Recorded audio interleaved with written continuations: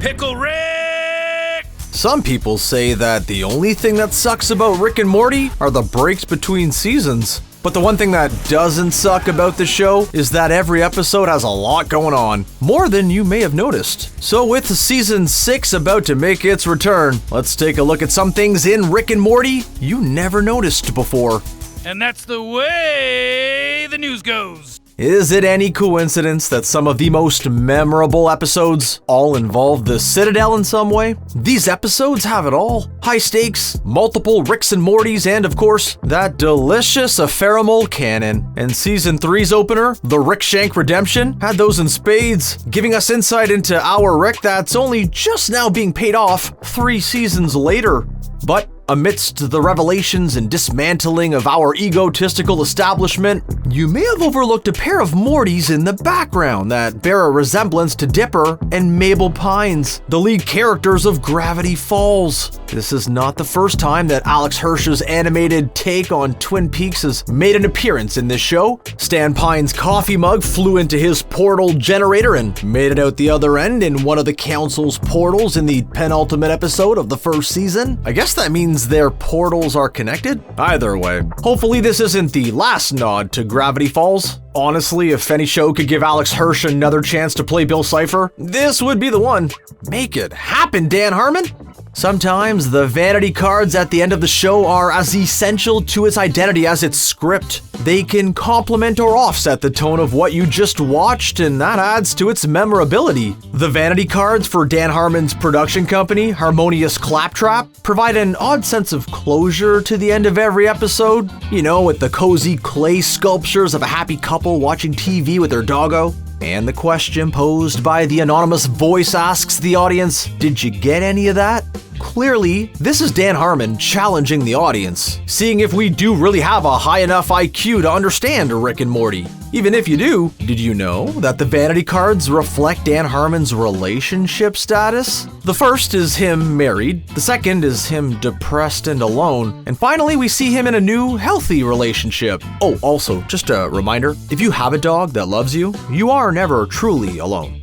Okay, it's no secret that everyone loves Bird Person. He was the first character to give the audience any real insight into Rick's inner torment and has become ingrained into the canon of the series, whether Dan Harmon likes it or not. But you know who really needs to come back? Abradolf Lincler, the morally neutral super leader we deserve and need. Seriously, we've done 5 episodes about the President of the United States, one of which linked the history of the US to super intelligent turkeys, and we haven't found a way to work him back in? I guess the best ideas are just flash in the pan ones and dones, in and out in a single episode. Although, eagle-eyed fans have noticed that Rick had Lincler on his mind before he showed up at the end of season 1. In the 10th episode of the show, Close Encounters of the Rick Kind, we see a tack board of blueprints, formulas, and people of interest on Rick's bedroom wall. Who could be right next to Rick's pillow other than Abradolf Lincler? Very relatable, Rick. I'm sure many of us sleep next to a picture of Lincler as well. Something about his tepid uncertainty is oddly comforting. It's no secret that Dan Harmon loves to reference his past work.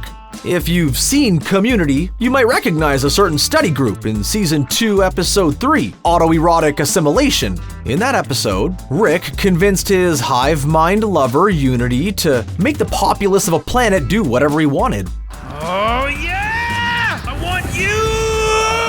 In addition to filling up a football stadium with redheads and men that vaguely resemble his father, Rick got Unity to force 7 aliens to act out the reoccurring study group scenes that punctuate every episode of the show. But did you know that basically the opposite happened first? Season 5's episode, Anatomy of Cork-Based Networking, has Abed and Rachel watching Rick and Morty. This episode aired over a year before Season 2 of Rick and Morty aired. It's good to see that Abed only dates women with excellent taste in media, although I am surprised he didn't try to get her into his favorite program, Inspector Spacetime.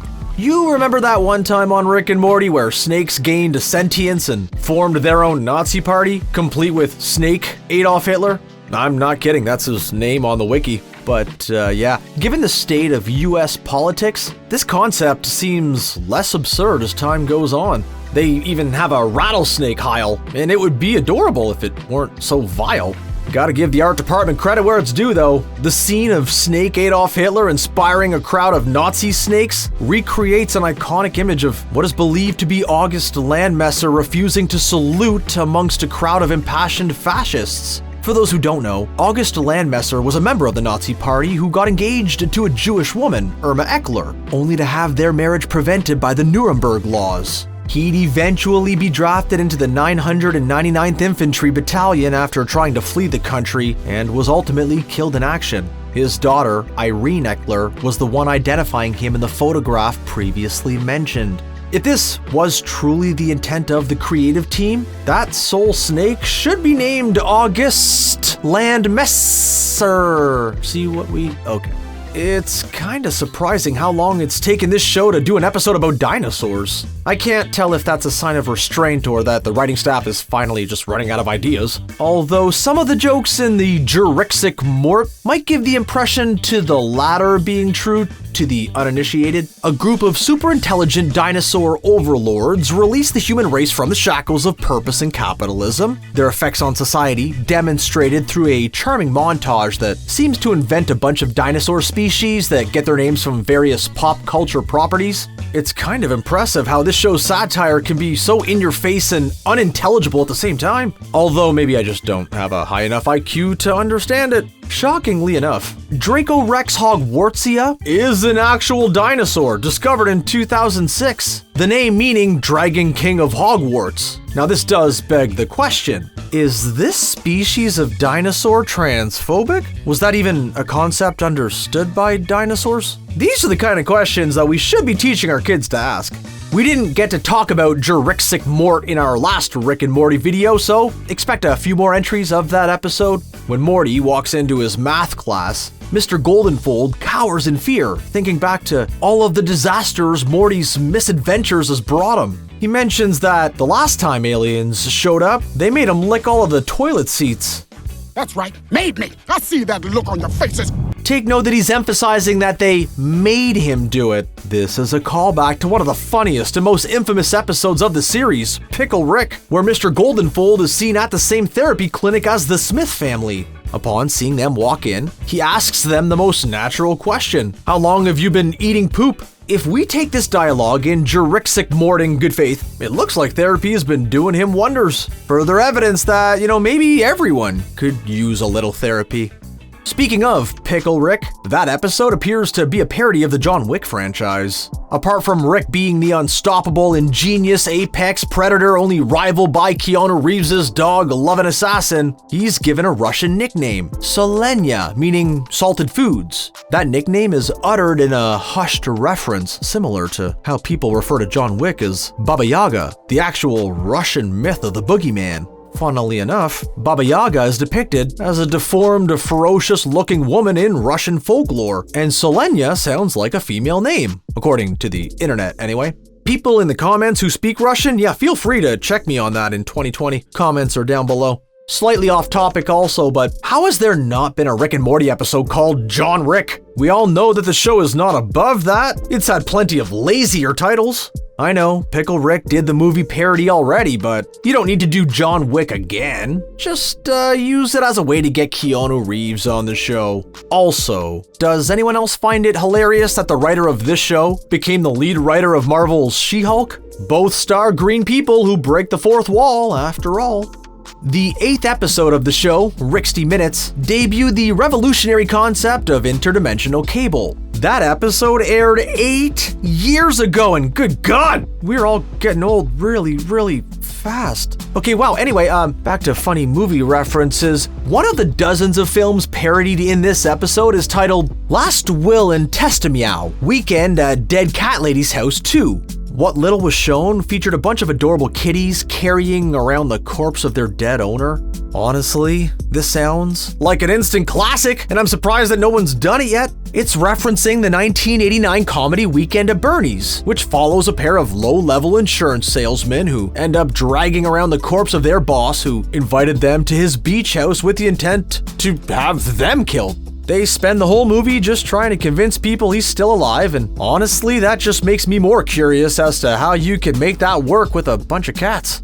The wedding of Bird Person and Tammy should have been a wonderful union of two beautiful souls, but unfortunately it was just a ploy to get at Rick. And it's a shame, because it would have been a crazy fun night if it had not gone to hell in a handbasket. You've got all kinds of aliens, catered salad, and squanchies even there. Although maybe he should have thought twice before serving a salad person salad. This gag is more than a funny riff on cannibalism though. It's also a stealthy riff on the 1984 film Indiana Jones and the Temple of Doom. Temple of Doom is known for a number of things. Willie Scott's screaming, introducing us to Kiwi Kwan, who would later make millions cry buckets over his role in Everything, Everywhere, All at Once, and its gut-twirling Dinner of Doom. You know, the part where a guy ate monkey brains out of a severed head? Ah, God, I miss the 80s. I don't know why Squanchy served the salad in a severed monkey head, though. I guess Temple of Doom is his favorite one.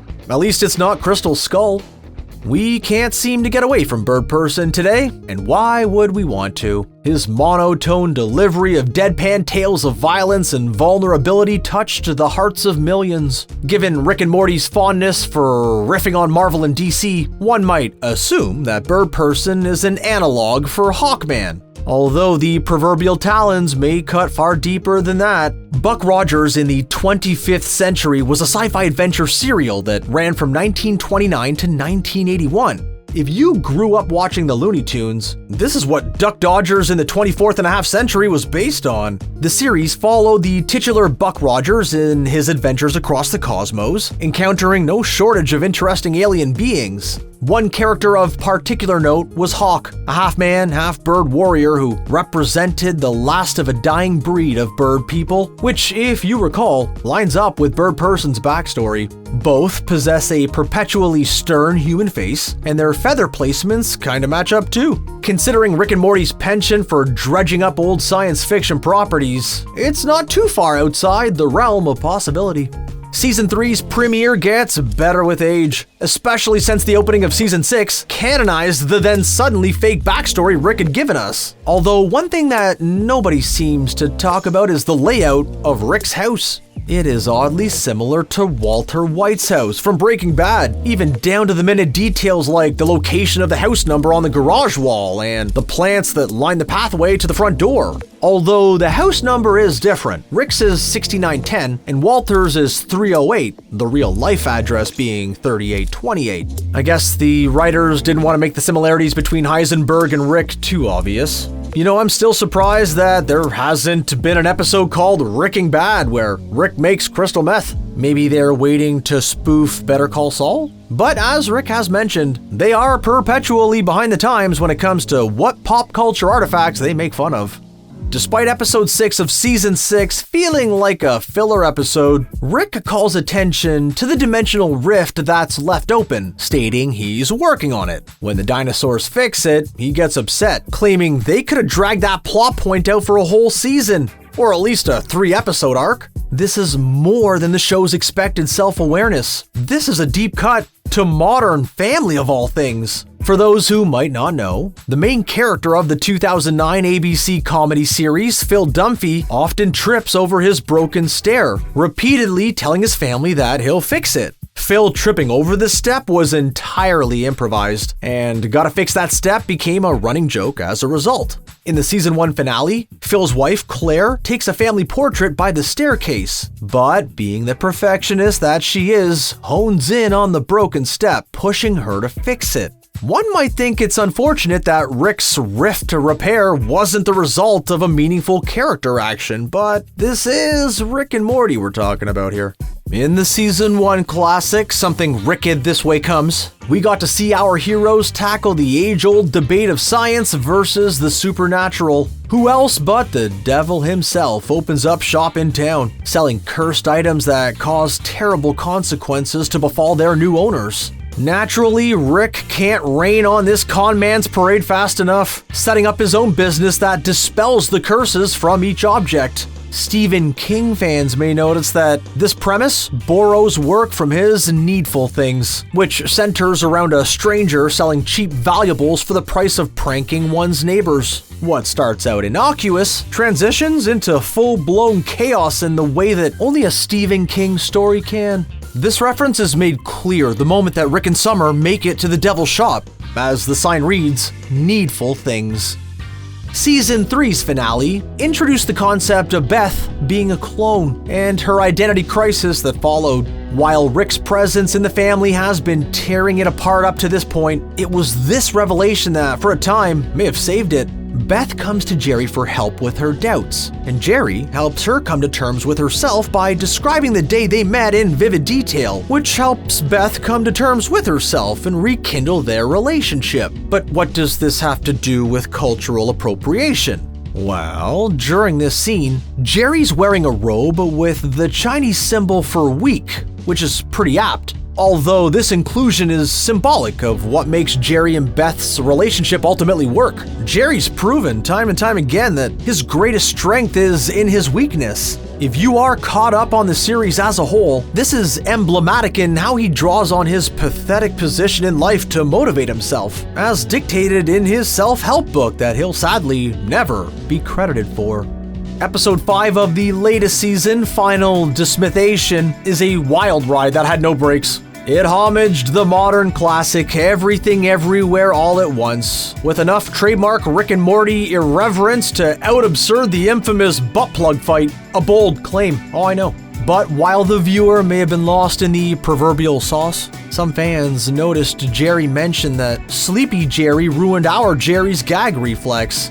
This definitely has some implications. First off, the feelings the two shared were real, even if their entire shared history was a lie. And second, they managed to do what they did in the hallway quickly and discreetly. I guess this also explains Jerry's attitude towards Beth banging her own clone. I guess this also confirms both Beth and Jerry to be bisexual and comfortable with the idea of an open relationship, maybe? Man, you find inclusion in the strangest places sometimes. And with that, we have hopefully helped you pass another 15 minutes before Rick and Morty Season 6 returns. Are you excited for the rest of the season? Are there any details that only you caught? Let us know in the comments below.